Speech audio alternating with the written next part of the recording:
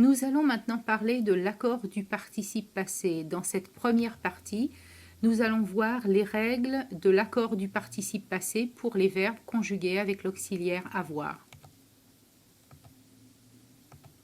Il est important de savoir que la plupart des verbes se conjuguent avec l'auxiliaire avoir. Il est donc important de bien connaître la conjugaison de cet auxiliaire au temps simple, c'est-à-dire pour l'indicatif le présent, l'imparfait, le futur et si possible le passé simple, pour le conditionnel le présent, pour le subjonctif le présent et si possible l'imparfait. La connaissance de ces formes vous permettra de pouvoir créer les temps composés, c'est-à-dire que si vous savez conjuguer l'auxiliaire avoir au présent de l'indicatif, alors vous savez former le passé composé. L'imparfait vous permet de former le plus que parfait, le futur antérieur, le passé simple, le passé antérieur. Pour le conditionnel, le présent vous permet de former le passé, le subjonctif, le présent, permet également de former le passé et l'imparfait, le plus que parfait. Les 4 temps indiqués en couleur, à savoir le passé simple, le passé antérieur, l'imparfait et le plus que parfait, sont des temps essentiellement utilisés en littérature.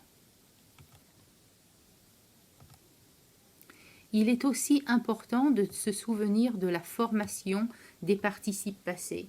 Les verbes réguliers en ER, IR et RE ont leur participe passé en E, I et U. Vous devez aussi vous souvenir de la formation du participe passé des verbes irréguliers, par exemple ouvrir, devoir et faire, dont le participe passé est respectivement ouvert, dû et fait. Quand on parle d'accord, on veut dire qu'il est question du fait que la forme d'un mot dépend d'un autre mot. Ce qui veut dire, par exemple, que si vous souhaitez parler d'une voiture et ajouter la qualité de la beauté pour parler de cette voiture, vous avez donc à votre disposition l'adjectif beau. Voiture étant féminin singulier, cet adjectif beau doit également être au féminin singulier, c'est-à-dire que vous devez utiliser la forme belle et ainsi dire une belle voiture. L'accord se fait en genre, c'est-à-dire que si vous parlez d'un mot féminin, l'adjectif doit également être féminin. Et l'accord se fait en nombre. Donc si vous parlez toujours dans le cas de la voiture, qui est ici au singulier, belle est au singulier également. Là, quand on parle d'accord, ceci concerne les adjectifs et les participes passés. Maintenant, pour ce qui est de l'accord du participe passé des verbes conjugués avec avoir, ce qu'il faut savoir, c'est que l'accord du participe passé se fait avec le complément d'objet direct si celui-ci est placé avant l'auxiliaire. Par exemple, dans une phrase comme « J'ai vu 2 films », vous avez ici un complément d'objet direct, 2 films, mais il est placé après l'auxiliaire avoir, donc vu ne s'accorde pas et vous allez dire j'ai vu VU 2 films. Par contre, si vous dites ces 2 films, je les ai vus hier soir, vous avez maintenant un complément d'objet direct, les, qui cette fois-ci est placé avant l'auxiliaire et donc vous allez accorder vu avec les, c'est-à-dire que les étant masculin et pluriel, vu va maintenant s'écrire je les ai vus, VUS. Autre exemple, si vous dites les 2 films que j'ai vus hier soir étaient excellents, complément d'objet direct que, placé avant l'auxiliaire, vous allez donc accorder vu avec que, c'est-à-dire au masculin et au pluriel, et ainsi écrire la phrase « Les 2 films que j'ai vus, VUS, hier soir, étaient excellents ». À vous maintenant. J'ai regardé la télé.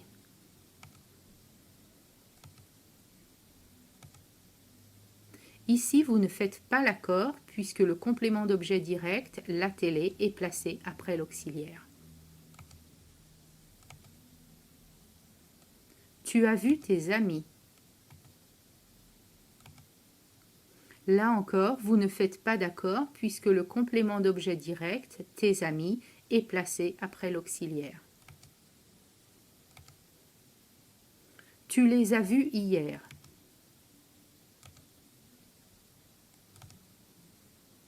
Ici, vous faites l'accord puisque vous avez un complément d'objet direct, les, placé avant l'auxiliaire.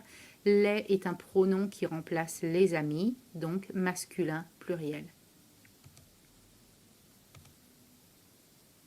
Tu leur as parlé longuement. Ici, rien ne s'est coloré en rouge puisque dans la phrase « tu leur as parlé longuement », il n'y a pas de complément d'objet direct et donc, a fortiori, pas de complément d'objet direct avant l'auxiliaire.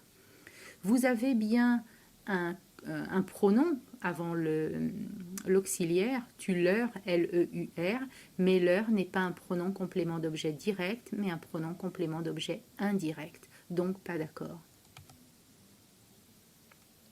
Pour finir, un exemple facile au début, un peu plus difficile à la fin. Tu as fait tes devoirs. Ici, vous ne faites pas d'accord puisque le complément d'objet direct, tes devoirs, est placé après l'auxiliaire. Tu les as fait seul.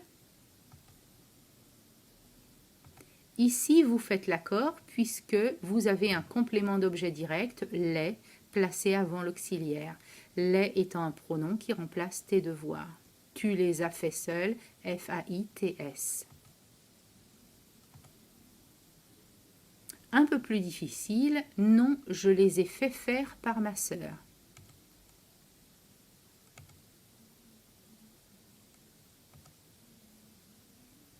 Vous avez ici un complément d'objet direct, les, qui est effectivement placé avant l'auxiliaire, et pourtant vous ne faites toujours pas d'accord. Pourquoi? Eh bien, c'est parce que dans cette phrase, quand vous dites « non, je les ai fait faire par ma sœur », les est bien un complément d'objet direct, et il est effectivement placé avant l'auxiliaire, mais il n'est pas le complément de fait A-I-T, il est le complément de faire F-A-I-R-E, le verbe à l'infinitif. Puisqu'en effet, quand vous dites « je les ai fait faire par ma sœur », vous voulez vraiment dire « j'ai fait faire mes devoirs par ma sœur », et ici, mes devoirs complètent faire et non fait. Donc c'est pour cela qu'il ne faut pas faire d'accord. En conclusion, le participe passé des verbes conjugués avoir s'accorde avec le complément d'objet direct si celui-ci est placé avant l'auxiliaire et si celui-ci est le complément du participe passé. J'espère que ça va et que tout est clair maintenant. Et si c'est le cas, alors on se retrouve dans quelques minutes pour la deuxième partie où l'on parlera des règles de l'accord du participe passé avec l'auxiliaire être cette fois.